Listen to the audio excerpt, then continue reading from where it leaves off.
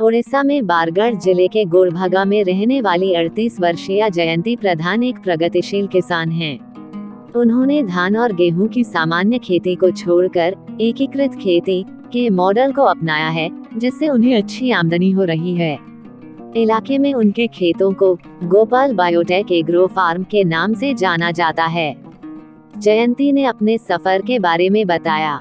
जयंती का कहना है कि उनके पति बीरेंद्र प्रधान और दूसरे सदस्य भी फार्म को आगे बढ़ाने में जुटे हैं। उन्होंने कहा, मैं किसान परिवार से हूं और बचपन में मैंने दादाजी को खेती के साथ पशुपालन करते हुए भी देखा था। लेकिन पिताजी चाहते थे कि मैं खूब पढूं और जीवन में कुछ अच्छा करूं। इसलिए मैंने बॉटनी विषय से ग्रेजुएशन की और इसके बाद एंटरप्रेन्योर मैनेजमेंट में एमबीए की डिग्री की। लेकिन एमबीए की डिग्री के दौरान मैं स्थानीय कृषि विज्ञान केंद्र से जुड़ गई, क्योंकि मैं कृषि क्षेत्र में आगे बढ़कर कुछ ऐसा करना चाहती थी जिससे न सिर्फ मेरी बल्कि हमारे आसपास के लोगों की भी उन्नति हो। लेकिन जयंती सामान्य खेती में आगे नहीं बढ़ना चाहती थी। वह कहती हैं कि हर किसी के पास इतनी जमीन नहीं होती है कि वे बड़े स्तर पर गेहूं, धान की खेती कर सकें। इसलिए उन्होंने ऐसे विकल्प तलाशे जिससे किसान और महिलाएं कम से कम लागत और कम जगह में खेती कर पाएं। उनकी यह तलाश मशरूम पर खत्म हुई और उन्होंने कृषि विज्ञान केंद्र से मशरूम की खेती और उनके बीज तैयार करने की ट्रेनिंग ली। इस तरह उन्होंने साल 2003 में मशरूम की खेती शुरू कर दी। मशरूम से शुरू किया काम। जयंती आगे बताते हैं कि उनके इलाके में पानी की अच्छी उपलब्धता है, इसलिए वहां धान की खेती बड़े पैमाने पर होती है। धान की खेती से बची पुआल पराली को किसान जला देते हैं, जिस वजह से बहुत प्रदूषण होता है।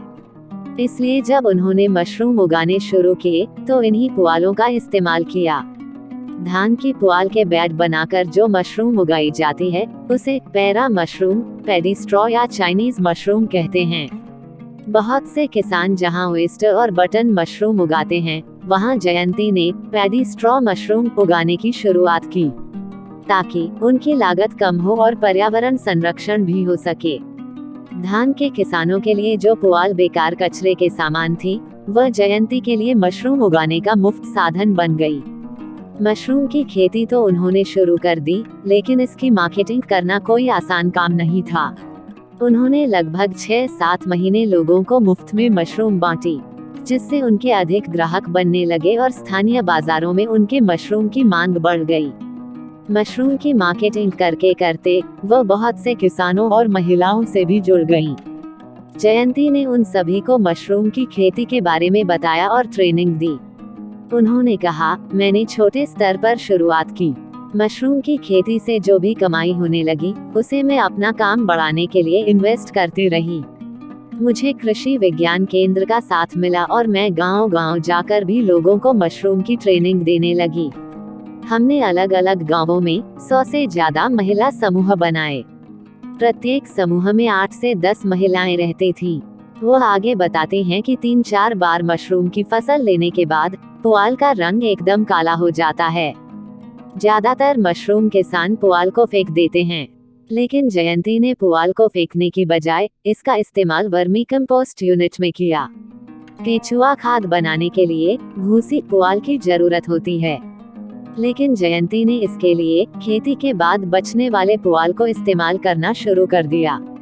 उन्होंने कहा, किसानों और महिलाओं को मशरूम की ट्रेनिंग देने के साथ साथ हमने उन्हें केचुआ खाद तथा मशरूम के खाद्य उत्पाद बनाने और पशुपालन की भी ट्रेनिंग दी है। हमारे पास सिर्फ अपने जिले से ही नहीं बल्कि दूसरे जिलों से भी किसान आते हैं। हमारा अपना एक ट्रेनिंग सेंटर है, जिसमें एक बार में 50 लोग रुककर ट्रेनिंग ले सकते हैं। इस ट्रेनिंग सेंटर को तैयार करने के लिए हमें नेशनल हॉर्टिकल्चर मिशन से मदद मिली थी। यहाँ पर हमने कम से कम 10,000 लोगों को ट्रेनिंग दी है, जिनमें से लगभग 5,000 लोग मशरूम और दूसरे कामों में आगे बढ़ रहे हैं। जयंती से ट्रेनिंग हासिल करने वाली महिला किसान तरुलता पटेल कहती हैं, मैंने जयंती जी से साल 2013 में मशरूम की खेती की ट्रेनिंग ली थी।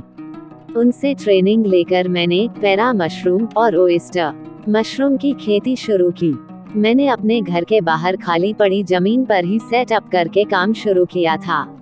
मशरूम से मैं सालाना लगभग 5 लाख रुपए तक की कमाई कर लेती हूँ। एकीकृत खेती मॉडल। मशरूम की खेती में सफलता हासिल करने के बाद जयंती ने एकीकृत मॉडल पर काम करना शुरू किया।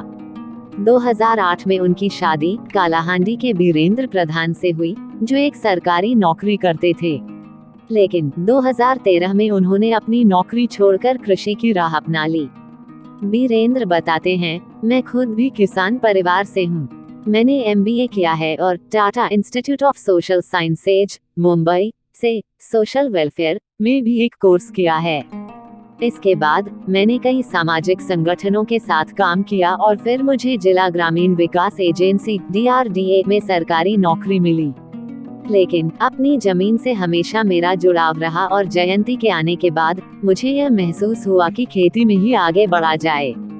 फिलहाल जयंती और बीरेंद्र बारगढ़ और कालाहांडी दोनों जगह काम कर रहे हैं। वह कहते हैं, बारगढ़ में हमारा mushroom farm, training centre, vermi composting unit और पौधों की नर्सरी का सेटअप है। वहीं कालाहांडी में हमने 5 एकड़ जमीन पर तालाब खुदवाया हुआ है, जिसमें हम केतला और रोहू जैसी मछलियों को पालते हैं। हमने 2 साल पहले ही मछली पालन करना शुरू किया है। इसके अलावा हम मुर्गी पालन, बत्तख पालन और बकरी पालन भी करते हैं। बीरेंद्र कहते हैं कि किसानों को अपने इलाके को ध्यान में रखकर खेती करनी चाहिए। जैसे कुछ किसान मुर्गी पालन के साथ साथ बत्तख पालन भी कर रहे हैं, क्योंकि उनके इलाके में बत्तख के अंडों की अच्छी बिक्री होती है। वह बताते हैं कि उनके पास 1000 बत्तख हैं, जिनसे वो प्रतिदिन 3000 रुपए की कमाई करते हैं। इसके अलावा वो मौसमी सब्जियों और फूलों की जैविक खेती भी कर रहे हैं। वो लगभग 6-7 एकड़ जमीन पर गेंदा, गुलाब, टमाटर, मिर्च, बीन्स, कद्दू, मोरिंगा जैसी फसलें भी उगाते हैं। उन्होंने पिछले साल 1 एकड़ गेंदा की खेती से लगभग 80,000 रुपए की कमाई की थी। कुछ अलग है इनका ट्रेनिंग प्रोग्राम। इस दंपति ने आगे बताया कि ट्रेनिंग प्रोग्राम में वे लोगों को सिर्फ मशरूम उगाना या वर्मी कंपोस्ट बनाना नहीं सिखाते हैं, बल्कि उनका उद्देश्य लोगों को कृषि उद्यमी बनाना है। उन्होंने कहा, जो लोग हमारे पास ट्रेनिंग के लिए आते हैं, उन्हें तकनीक सिखाने के साथ साथ हम अपना खुद का ब्रांड तैयार करना और मार्केटिंग करना भी सिखाते हैं। ट्रेनिंग के बाद भी हम उनसे संपर्क में रहते हैं। अगर उन्हें अपना काम शुरू करने में कोई परेशानी आती है, तो हम उनकी मदद करते हैं। बात ट्रेनिंग प्रोग्राम की फीस की करें, तो किसानों को ट्रेनिंग के लिए रुकना पड़ता है, इसलिए वे उनके रहने और खाने के लिए एक न्यूनतम फीस लेते हैं। जयंती कहती हैं, हम फीस भी सिर्फ उन्हीं से लेते हैं जो आर्थिक रूप से सक्षम होते हैं। लेकिन अगर कोई किसान भाई या महिला फीस नहीं जुटा सकते हैं, लेकिन कुछ सीखकर अपना काम शुरू करना चाहते हैं, तो हम उन्हें मुफ्त में ट्रेनिंग देते हैं। साथ ही उनकी आगे बढ़ने में भी पूरी मदद करते हैं। लेकिन यह सिर्फ ऐसे लोगों के लिए ही है जो सही मायनों में इस क्षेत्र में आगे बढ़ना चाहते हैं। उन्होंने आगे कहा कि मशरूम की खेती के अलावा वो मशरूम की प्रोसेसिंग करके पापड़, अचार, बड़ी और पाउडर जैसे खाद्य उत्पाद भी बनाती हैं। लेकिन उन्होंने इन्हें अलग से कोई ब्रांड नाम नहीं दिया हुआ है, क्योंकि ये खाद्य उत्पाद सिर्फ स्थानीय लोगों को ही बेचे जाते हैं। वो अपने खाद्य उत्पादों की कोई ऑनलाइन मार्केटिंग या बिक्री नहीं करती हैं। अपने इस फार्म मॉडल से जयंती और उनके परिवार ने लगभग 40 लोगों को रोजगार दिया हुआ है। साथ ही उनका सालाना टर्नओवर 20 लाख रुपए से ज्यादा है। जयंती को कृषि क्षेत्र में उनके योगदान के लिए बहुत से पुरस्कार और सम्मान भी मिले हैं। वह बताते हैं कि उन्हें कृषि विज्ञान केंद्र से बेस्ट मशरूम फार्मर का सम्मान मिला हुआ है। इसके अलावा उन्हें थाईलैंड में अंतर्राष्ट्रीय संगठन फूड एंड एग्रीकल्चर ऑर्गेनाइजेशन द्वारा भी सम्मानित किया गया है। उन्हें नीति आयोग द्वारा विमेन ट्रांसफॉर्मिंग अवार्ड 2019 से भी नवाजा गया है। जयंती और बीरेंद्र कहते हैं कि उनका उद्देश्य ज्यादा से ज्यादा ग्रामीण किसानों और महिलाओं की आय दोगुनी करने में मदद करना है। इसके लिए वे अपने स्तर पर काम भी कर रहे हैं। जयंती और उनके पूरे परिवार की सोच व कार्य काबिल तारीफ हैं। हमें उम्मीद है कि ज्यादा से ज्यादा लोग उनसे प्रेरणा लेंगे।